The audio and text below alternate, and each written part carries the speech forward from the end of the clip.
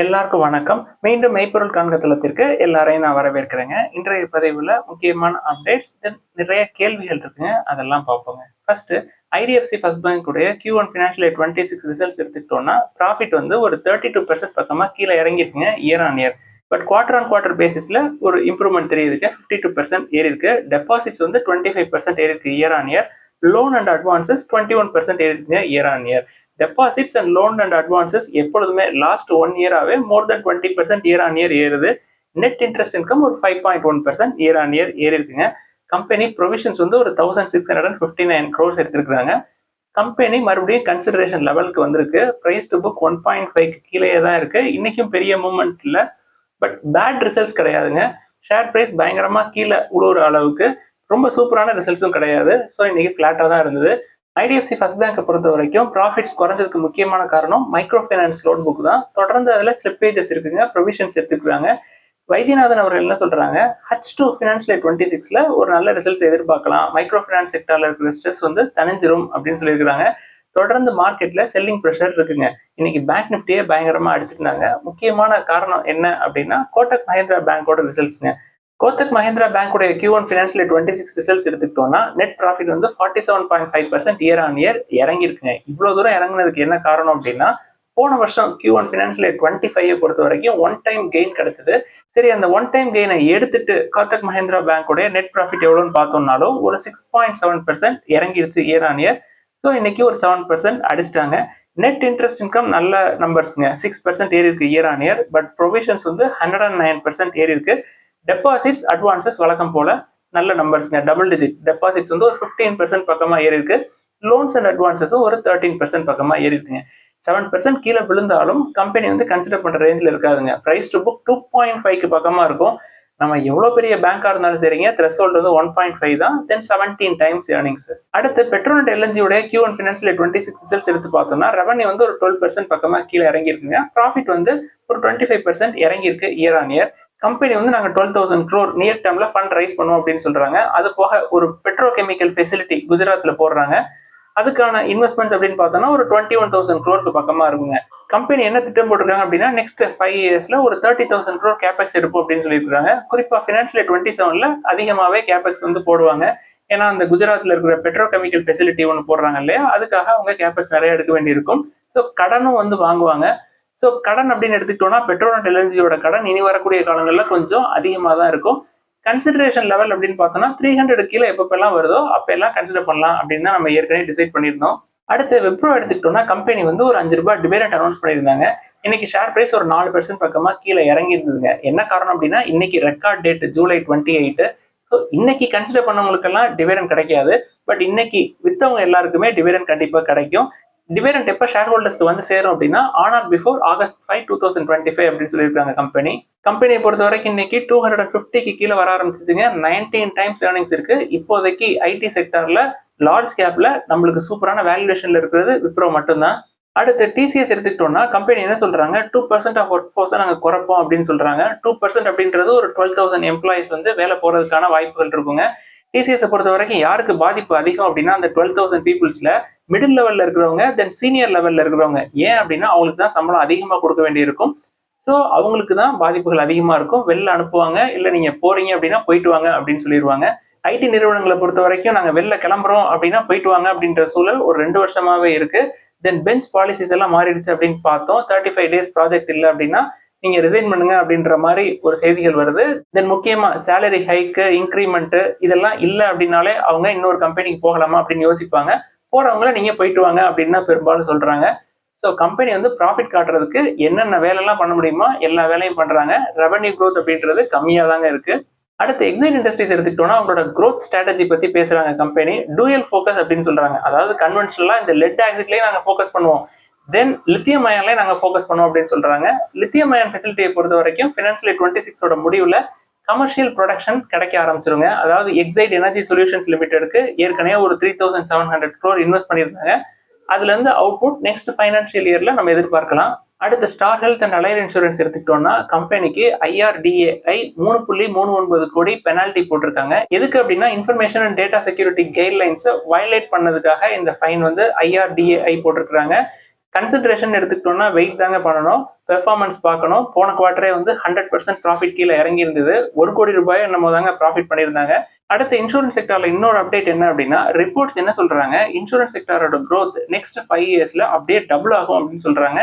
என்ன மெட்ரிக்ஸை வச்சு இந்த கைட்லைன்ஸ் சொல்றாங்க அப்படின்னா, கிராஸ் ரிட்டர்ன் பிரீமியம் அப்படின்றது 2024ல 11 லேக் க்ரோர்ஸா இருக்கு. இது 2030ல 25 லேக் க்ரோர்ஸா இருக்கும். அப்படியே டபுள் ஆகும் அப்படின்னு சொல்றாங்க. இன்சூரன்ஸோட பெனட்ரேஷன் அப்படின்றது குளோபல் லெவல்ல எடுத்துக்கிட்டோம்னா ஒரு 6.8% இருக்குங்க. இப்போதைக்கு இந்தியாவில் ஒரு 3.7% இருக்கு. இந்த 3.7% அப்படின்றது ஃபினான்ஷியல் இயர் 24-25ல, இது ஃபினான்ஷியல் இயர் 30ல ஒரு 5%-ஆ இருக்கும் அப்படின்னு சொல்றாங்க. அடுத்து தமிழ்நாடு மெர்கன்டைல் பேங்க் எடுத்துக்கிட்டோம்னா கம்பெனியோட மேலிட என்ன சொல்றாங்க, ஃபினான்ஷியல் இயர் 26ல பிசினஸ் growth அப்படின்றது 14% இருக்கும். எங்களோட டார்கெட் வந்து அதுதான். அதுக்காக நாங்க டிஜிட்டல் புஷ், அதாவது டிஜிட்டல் டிரான்ஸ்ஃபர்மேஷனுக்கான எல்லா வேலையுமே நாங்க பண்ணியிருக்கோம்.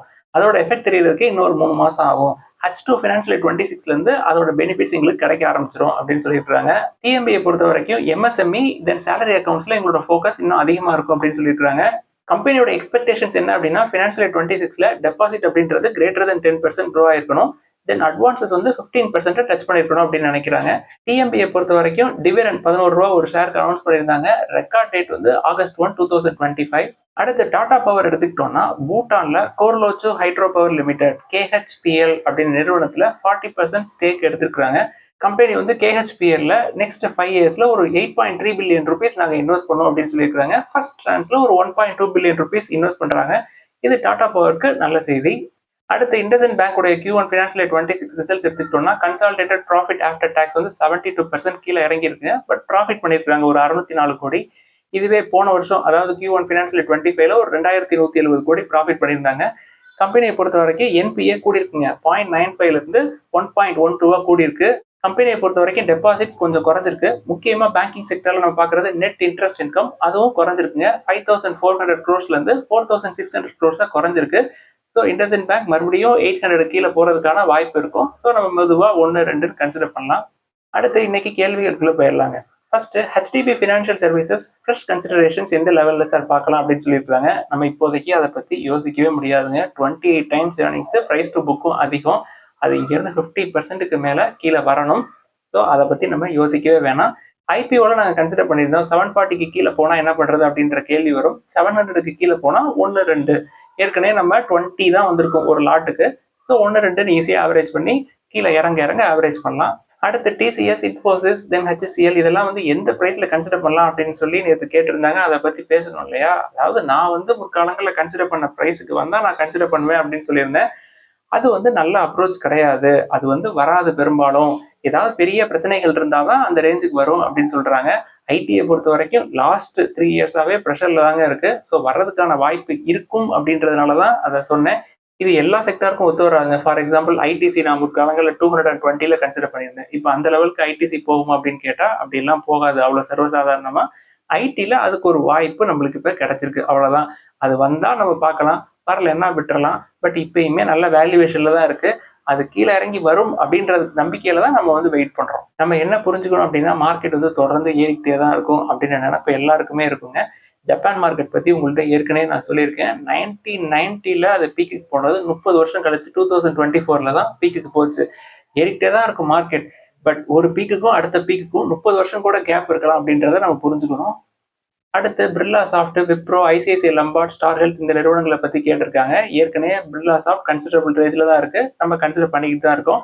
விப்ரோ அதே மாதிரி தான் 19 டைம்ஸ் தான் ஏர்னிங்ஸ். ஸ்டார் ஹெல்த்துக்கும் ஐசிஐசிஐ லம்பார்டுக்கும் கொஞ்சம் வெயிட் பண்ணலாம். 30க்கு கீழே வரட்டும். அடுத்து ஜெனரல் இன்சூரன்ஸ் கார்பரேஷன் பத்தி கேட்டிருந்தாங்க. அது வேல்யூவேஷன் நல்லா இருக்கிற மாதிரி தெரியும். ஆனா தொடர்ந்து ரெவன்யூ குறைஞ்சிக்கிட்டே இருக்கு. ரொம்ப முக்கியமா ப்ரமோட்டர்ஸ் ஸ்டேக்கை விற்கிறாங்க. அதனாலதான் நம்ம அதை கன்சிடர் பண்றது இல்லை. அடுத்து கேட்வே டிஸ்ட்ரிபாக்ஸ் பத்தி கேட்டிருந்தாங்க. நல்ல வேல்யூவேஷன்ல தான் இருக்கு. 1.55 டைம்ஸ் புக் தான் இருக்கு. ஸோ கன்சிடரபிள் ரேஞ்ச் தான். நான் தொடர்ந்து கன்சிடர் பண்ணிக்கிட்டு தான் இருக்கேன்.